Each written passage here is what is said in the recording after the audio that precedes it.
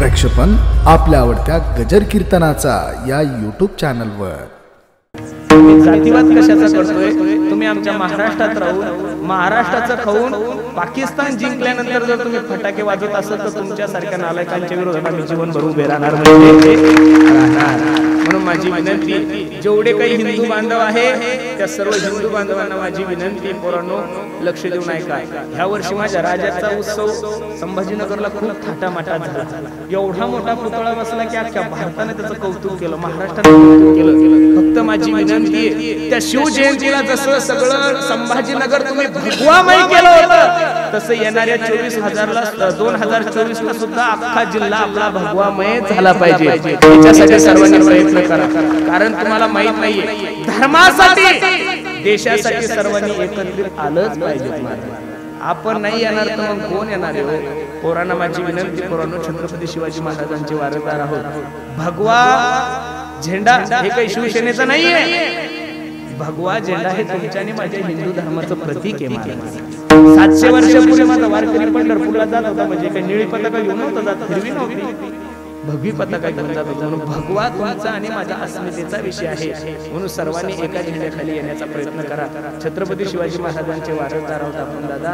असं गाव नाहीये की त्या गावामध्ये माझ्या छत्रपती शिवाजी महाराजांचं नाव नाहीये, म्हणून माझी विनंती आहे। खरं सांगू, या महाराष्ट्रामध्ये छत्रपतीचं एकही मंदिर नाहीये, याचं मला मुळीच दुःख नाही, पण महाराष्ट्रातले जेवढे काही मंदिर आहेत तेवढे माझ्या छत्रपती शिवाजी महाराजांमुळेच याचं मला सार काढून, म्हणून तर सर्व महाराष्ट्र म्हणतोय ना, अहो माझ्या राजाचं नाव गादे गड किल्ल्याच्या दगडावर, आठवण येते मनात भगवा झेंडा दिसल्यावर, हो जगमाता धर्म पाहिला जगला माणुसकीवर, पुन्हा जन्म अशी भक्ताचा चंद्रावर, हो माझ्या देवाचं नाव गाजते गड किल्ल्याच्या दगडावर। म्हणून तरुणांना माझी विनंती, पोरांनो जीवनामध्ये आणि पोरांना हात जोडून विनंती, पोरांनो जीवनामध्ये सगळं काही करा बाबा, हो दारू करू नका बरं।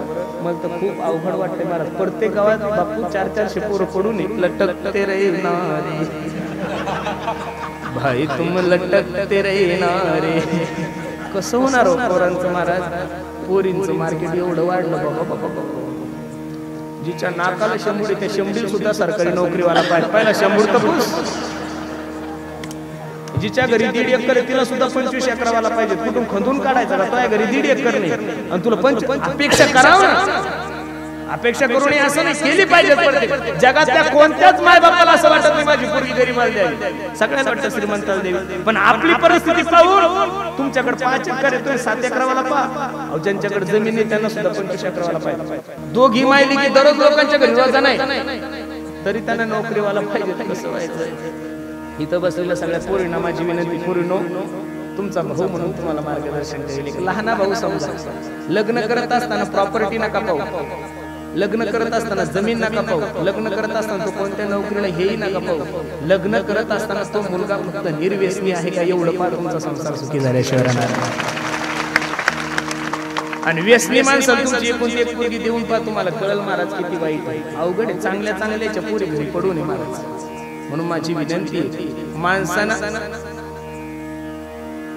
काही गोष्टी पाहत असताना काही गोष्टीचा विचार केलाच पाहिजे। म्हणून तरुणांना माझी विनंती, तुम्हाला जीवनामध्ये व्यसन नका करू, चांगले कपडे घाला, चांगले मोबाईल घ्या, साधे कशाला घ्या, आयफोन घेऊन फिरा, साधी 2 व्हीलर घेऊन नका, बुलेट घेऊन फिरा। काय कमी केलं तुमच्या बापानं? तुम्हाला अर्धा एक तरी बुलेट दिली,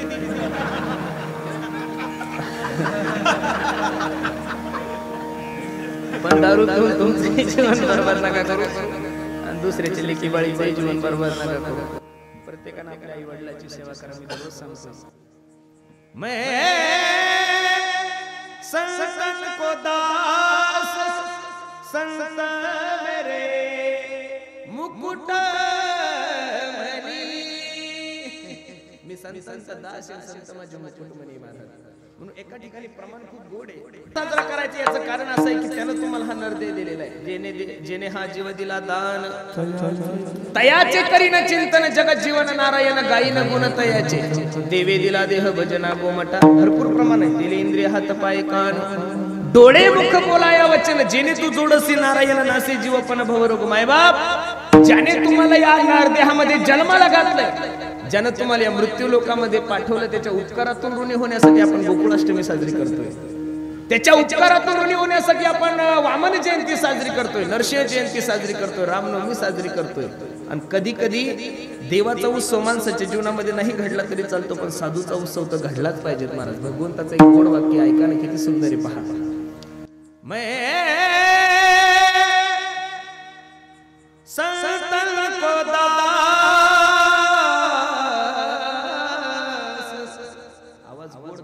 कमी करावा, वाढू नको जास्त. मैं संतन को दास संत मेरे मुकुट मनी. मी संतांचा दास आहे, संत माझे मुकुट मनी महाराज. म्हणून एका ठिकाणी प्रमाण खूप गोड आहे. देव सारावे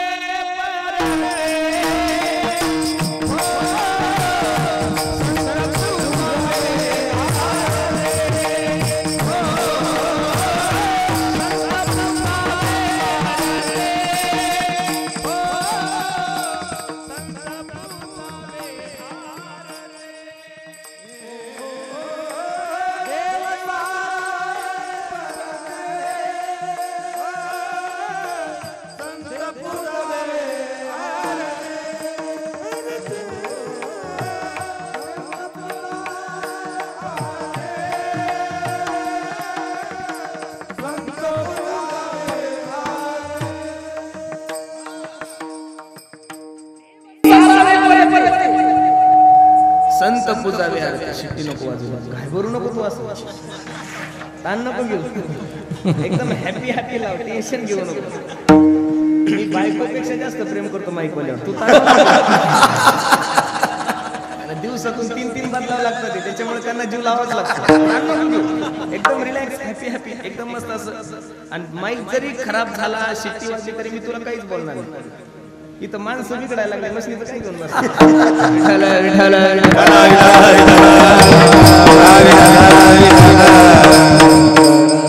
कीर्तनकाराकडे वेळ असतो 2 तास असतो भाऊ, आणि त्या 2 तासात कोणासोबत दुश्मनी करायची, गायकासोबत करायची, वादकासोबत करायची, युट्यूब वाल्यासोबत करायची, का माईक वाल्यासोबत करायची, अजिबात नाही. एकदम याच थोबडानं चांगलं बोलायचं, मग यालाच गोड बोला ना. ते तुमचे नाव तरी काढून गेल्यानंतर. म्हणून ताण नको घेऊ, फक्त थोडं लक्ष दे, शिट्टी नको वाजू. विठाला विठाला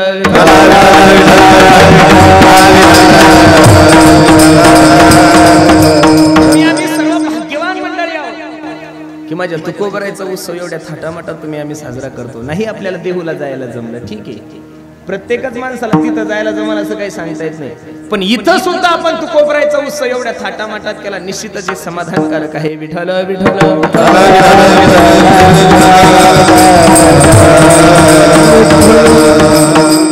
साधूचा उत्सव केलाच पाहिजे, कारण देह जरी देवाने दिला असेल, पण इथं येऊन सत्य काय असत्य काय, सार काय असार काय, चांगलं काय वाईट काय, मानवी देहाला आलेल्या प्रत्येक जीवाने समाजामध्ये कसं वागावं याचं यथार्थ ज्ञान जर या महाराष्ट्राच्या मातीमध्ये कोणी दिलं असेल तर ते फक्त माझ्या साधू संतांनी दिलेलं आहे महाराज.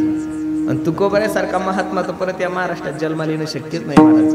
मी परवा दिवशी एका महात्म्याच्या मुखातून एक वाक्य ऐकलं, खूप गोड वाक्य, तो सांगतोय की साक्षात पांडुरंगाने जरी आता ठरवलं परत तुकोबराय व्हायचं, साक्षात पांडुरंगाने जर ठरवलं तर परत तुकोबराय व्हायचं, परत अशी लीला करायची, तरी सुद्धा माझ्या पांडुरंगाला ते जमणार नाही. एवढं गोड कार्य माझ्या तुकोबरायचं.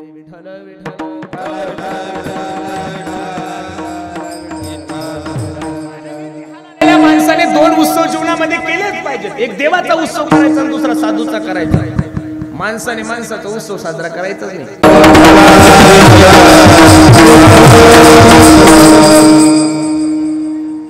पुरुष मंडळी, हे दादा हे दादा, आता त्या महिलांना तिकडच थांबव, इकडे येऊ देऊ नका कोणालाच. आता कोणी जरी देव जरी आला त्याला येऊ नको म्हणा, तिकडे थांब म्हणा. लोकांना प्रॉब्लेम येतो, तर गर्दी खूप झाली. तिकडच बसा म्हणा, तिकडे स्क्रीन लावलेली नाही, इकडे येऊ देऊ नका आता कोणालाच. विठ्ठल विठ्ठल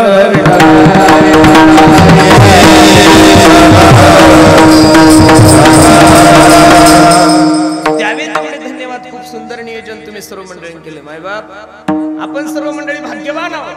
स्वर कमी कर थोडं मोबाईलचा, की तुमच्या आणि माझ्या जीवनामध्ये हा सुवर्णयोग तुमच्या आणि माझ्या जीवनामध्ये प्राप्त झालाय. कीर्तन लक्ष देऊन ऐका दादा. मानवी देहाला आलेल्या प्रत्येक जीवातून 2 उत्सव तर झालेच पाहिजेत महाराज. एक तर मानवाच्या जीवनामध्ये देवाचा उत्सव झाला पाहिजे, नाही तर मानवाच्या जीवनामध्ये साधूचा उत्सव झाला पाहिजे. माणसाने माणसाचा उत्सव जीवनामध्ये साजरा करूच नाही. माणसाने माणसाचा उत्सव साजरा करणं म्हणजे गाढवानं शेत खाल्लं पापना पुण्य, काहीच फायदा नाही महाराज. माणसाचं कार्य कीर्तनकाराने कीर्तनामधून वर्णन करावं असं माणसाचं कार्यच नसतं महाराज. कीर्तनकाराने कीर्तनातून वर्णन फक्त देवाचं केलं पाहिजे, आणि कीर्तनकाराने कीर्तनातून वर्णन फक्त सोहळा. आमच्या पूर्वजापासून तर माझ्या पतिदेवापर्यंत नित्य तुझे पंढरपूरचे वारकरी. पण माझं किती पाप आहे की मला तुझं अजून दर्शन झालं नाही. तोंड बंद होतं, फक्त मनातल्या मनात विचार चालू होते. आणि कणकई साहेबाच्या मनात विचार आले देवा, तोंडात नव्हते बोलत, फक्त मनात आलं देवा, हो देवा. देवान मानवली काय बोला ना. किती दिवस आम्ही दोघं नवरा बायको वारी करायची, थकलो रे आता आम्ही दोघं. हे बघ, माझा वंश वाढावा म्हणून नको पोरगा, पण तुझी वारी खंडित होणी म्हणून एखादं वारकरी जन्माला घाल. आलंच मनामध्ये. धरिताही परी ते जमणारच नाही महाराज, त्यांना तो शापच ते शक्यच होणार नाही. बसलेल्या मंडळीला माझा एक प्रश्न आहे. मनात आलेलं जर माझ्या पांडुरंगाला कळतं तर आपल्याला तोंडात मागण्याची गरज काय? कणकई साहेब निघून गेले, बोलोबा दर्शनाला आल्या. आतापर्यंत दर्शनाची परंपरा वेगळी होती. ज्या ज्या वेळेस बोलोबा दर्शनाला यायचे त्यावेळेस पांडुरंगाची मान खाली होती, कारण भक्तीचं ओझं एवढं झालं होतं की पांडुरंग परमात्मा मान सुद्धा वर करत नव्हते. आज लांबूनच जारी घातला, ओ बोलोबा.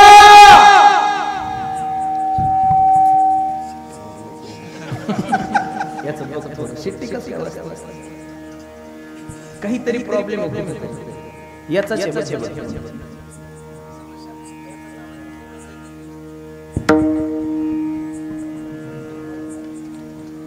थोडं शिट्टी नाही वाजली पाहिजे. कशामुळे तरी ट्रबलमुळे, कशामुळे काही कमी करत थोडंसं आवाज कमी असला तरी चालतं, फक्त शिट्टी नको. बोलोबाला लांबून जय घरी घातला, ओ बोलोबा जय रे. बोलोबान ओळखलं कणकाईने काहीतरी काशी केली, काहीतरी मागितलं. कणकाईला आवाज आला, ए कणकाई जी, देवाला काही मागितलं का? मालक तुमची शपथ घेऊन सांगते काहीच मागितलं नाही. देवानं मान कशी वर केली? देवाला म्हणू लागले, देवा मान कशी वर केली? देवाने सांगितलं आज मी व्याजासहित नाही झालो. आपण तिनं काही मागितलं नाही, मग नील कशात आले? अहो तोंडाने जरी नाही मागितलं बोलोबा तरी मनात आलं होतं. न सांगता तुम्हा कळू येते अंतर, मनाचे संकल्प पावविल सिद्धी. देवाचा स्वभाव आहे. अशा पवित्र वंशामध्ये माझे तुकोबराय जन्माला देवते, आणि त्या तुकोबरायच्या गाथ्यामध्ये काही अभंग आहे. काही मागणे हे अमानुचित वडिलाची रीत झालं तसे. तुकोबराय सांगतात आमच्या वाडवडिलाची तुला रीत काही तुला मागायचं नाही. त्या जगद्गुरु तुकोबरायच्या गाथ्यामध्ये 125 म्हणजे 125 अभंग मागणी प्रकरणात दिले. मग मागणारे जगद्गुरु तुकोबराय खरे का न मागणारे जगद्गुरु तुकोबराय खरे? भरपूर विषय, एवढा विषय लांबत नाही बसायचा, फक्त लक्ष देऊन ऐका. तुकोबरायच्या अभंगाची भूमिका समजून घ्या. काही मागणे हे आम्हा अनुचित, देवा अनुचित तुला मागणार नाही, पण उचित मात्र मागितल्याशिवाय राहणार. आता अनुचित म्हणजे काय, उचित म्हणजे काय सोपं सांगतो. माय मावल्यानो, एखाद्या माय माऊलीची साडी फाटली, तिने आपल्या नवऱ्याला सांगा, मालक पाचोडला जाण मला एखादी 200-250 रुपयाची साडी घेऊन या. ही मागणी उचित आहे का अनुचित आहे? माया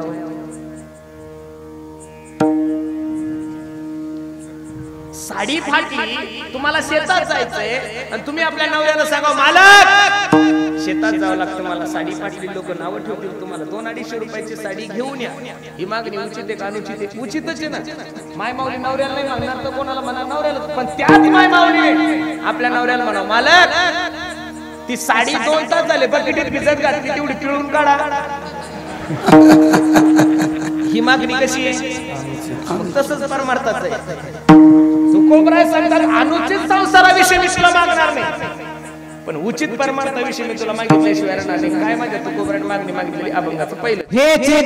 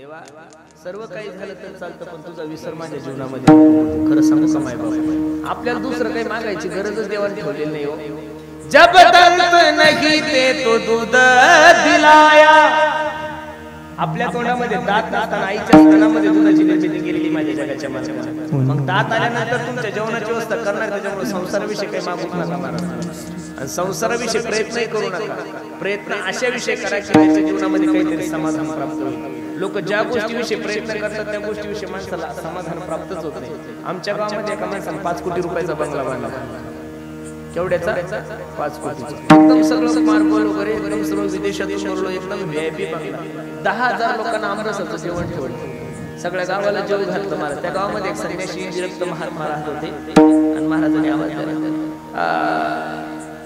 ओ बाबाजी 10,000 लोक जेवून गेले तुम्ही माझे तुमचे चरण स्पर्श माझ्या घराला लावा ते आडमुठ महात्मा वैराग्य तुझ्या घराशी मला काय संबंध मी माझ्या आईला सोडलंय बापाला सोडलं घरदार सोडलं लग्न नाही केलं काही नाही मी फक्त एक लंगूट आणि लुंगी लावून साधना करतो तुझ्या घरात याचा काय संबंध आहे वैराग्यवान लोक अवघड असतात त्यांचं मुडी असतात त्यांना काही घेतलेलं नसतं हरडायला बाबा 10,000 लोक जेवून गेले हो पण तुम्ही नाही गेले तर माझं मन असं मला साक्ष देते चला ना मला पाहायला महाराजांचा राग शांत झाला महाराज गेले मग हा सांगू लागला बाबा हा पहिला मजला आहे हा दुसरा मजला आहे आणि तिसऱ्या मजल्यावर एका बैठकीमध्ये खुर्ची टाकली बाबाला बसण्यासाठी बायकोला सांगितलं अगं बाबाजींना काहीतरी घेऊन ये खाण्यासाठी तिनं काजू बदाम वगैरे फळं वगैरे कापून आणले पाणी चहा कॉफी सगळं झालं महाराजच्या खुर्चीवर बसलेले होते त्या खुर्चीच्या मागे एक नकाशा होता तो सर्व जगाचा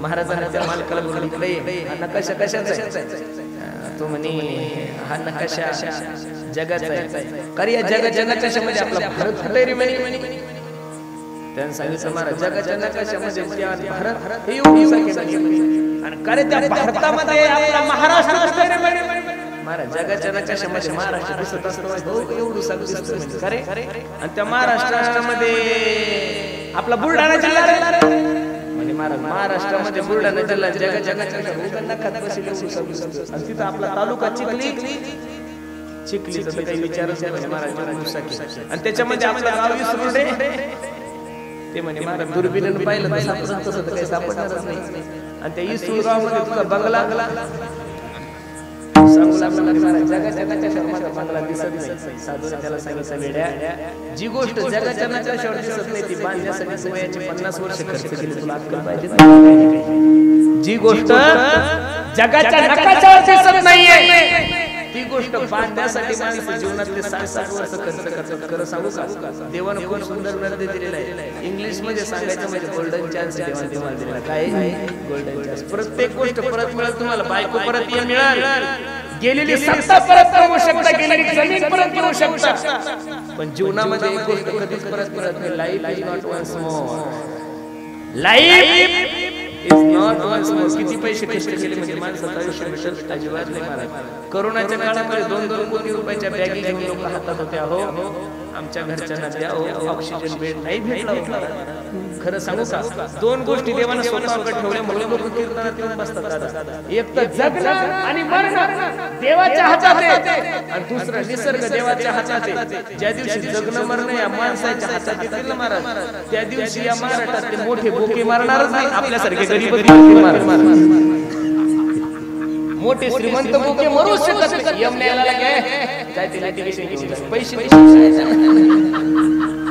म्हणून देवाने काही गोष्टी हातात ठेवलेल्या आहेत देव लय हुशार आहे आणि खरं सांगू का सर्व गोष्टी देव सर्वांना देतच नाही कुरडे बाबा देव देऊ शकतो देव ज्याला ज्ञान देतो त्याला लक्ष्मी देत नाही ज्याच्याकडे लक्ष्मी देतो त्याला ज्ञान देत नाही बघा ना तुम्ही महाराज ज्याच्याकडे संपत्ती त्याला शारीरिक सुख नाहीये देव कारखान्याचा चेअरमन करतो माणसाला पण देव म्हणे फक्त चेअरमन व्हायचं चहा प्यायचा नाही चहा पाहिला की शुगर वाढते देव म्हणे फक्त खुर्चीवर बसायचं चहा म्हणला काही लोकांच्या घरी गेलो महाराज आमच्या ताटामध्ये 40-40 पदार्थ असतात जेवायला आणि ते घरमालक आमच्या जवळच बसेल असते त्याच्या ताटात दोनच पदार्थ मुगाची डाळ ज्वारीची भाजी नुसतं टुळटुळ आमच्या ताटात पाहिजे श्रीखंडाकडे पाहिजे बासुंदीकडे पाहिजे आपण म्हणा साहेब घ्या ना छे छे छे छे देव म्हणी फक्त बघायचं गोळ्या खायच्या श्रीखंड खायचं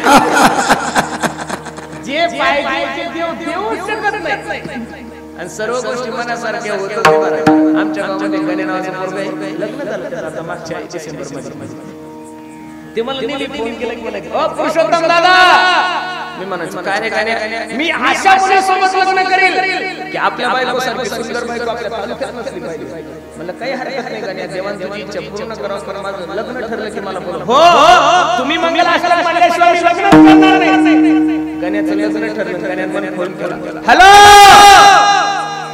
दादा लग्न करायला लागला मला किती तारीख आहे ही अमुक तारीख डिसेंबर महिना थंडीचे कडालीचे दिवस आणि तुम्ही लवकर या 7:30 चा टाइम आहे मी सकाळचं वर्ष श्राद्ध केलं बरोबर 5:30 च्या दरम्यान पोहोचलो शेवटची मंगलाष्टक माझ्या हाती लागली मी मंगलाष्टक सगळं झालं मला मग आता महाराजांनी कोणी जे हरी राम राम करताय थोडं सेल्फी काढण्यात 20 मिनिटं गेले आणि मी स्टेजवर गेलो आणि गाण्याच्या बाहेर पाहिलं गुरुजी मी तर हिवाळ्यात मला माझ्या अंगाला हिवाळ्यात मला देवाने असं काळं डांबर टाकलं बुडली त्याच्या नशिबात की काला आला फक्त दातच पांढरे दिसत मी गाण्याकडे पाहिलं म्हणलं गाण्या कसं रे असं खेळतो येण्याची खेळावा नटतो येण्याची नटावा उगाच नाही मला साधू साधू चतुरा तो शिरोनी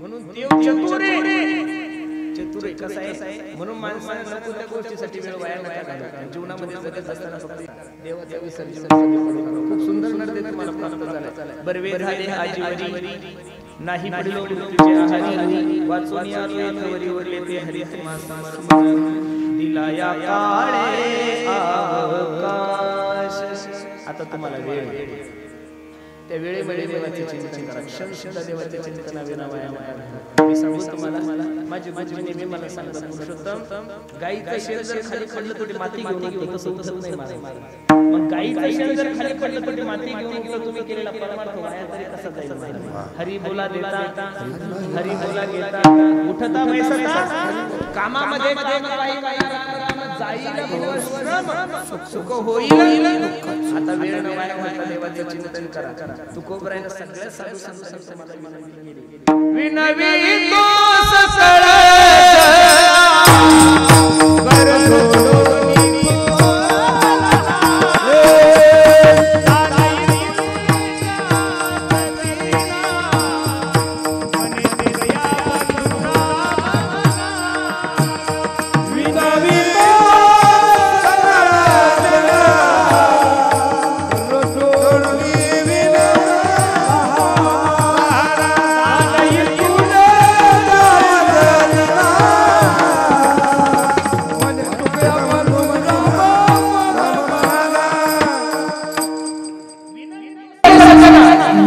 जोडून दान इतुले द्या मज दिना म्हणे तुके या बंधू राम राम म्हणा राम राम स्मरा आधी लाहो करा गाठ घाला मुळबंदी सांडावा उगिया उपाधी लक्ष लावून राहा गोविंदा म्हणून जीवनामध्ये काही झालं तरी चालतं देवाचा विसर होऊ देऊ नका तुझा विसरण भावा ठीक आहे तुकोबरा हे जर दान तुम्हाला मी दिलं तुम्ही करसाल काय गुण गायना आवडी हेची माझी सर्व जोडी गुण गाईल पण कसं गाईल आवडीनं गाईल आज माणसं परमार्थ करतात पण परमार्थ आवडीनं नाही करत सवडीनं करतात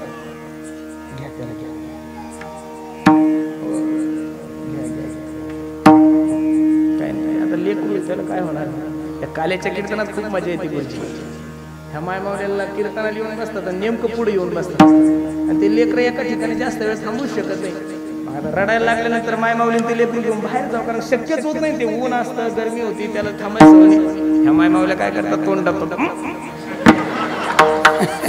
सकाळी एका बाईने तसंच केलं, म्हणलं बावळे ते मरल ना, उठ असं नाही झालं. ते लहान लेकराला काय करतं महाराज, इथं 70-70 वर्षाचे म्हाताऱ्याला जमीन. सोहळा आनंदाचा गजर विठुरायाचा अखंड हरिनाम सप्ताह मौजे विहा मांडवा, तालुका पैठण, जिल्हा संभाजीनगर. विनीत समस्त ग्रामस्थ मंडळी, भजनी मंडळ तसेच युवक मंडळ विहा मांडवा. प्रक्षेपण आपल्या आवडत्या गजर कीर्तनाचा या यूट्यूब चॅनलवर.